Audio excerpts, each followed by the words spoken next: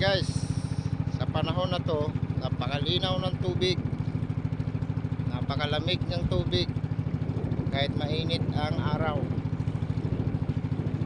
Yang nakikita nyo na yan na nasa taas ng pagoda, yan ay mga dayo din dito para lang maligo. Yan, marami ditong ganyan, galing yan sa iba't ibang parte ng Manila para lang maligo.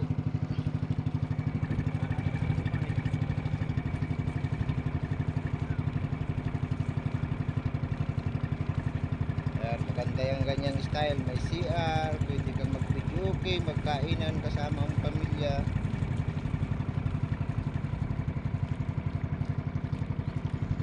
Andun yung iba.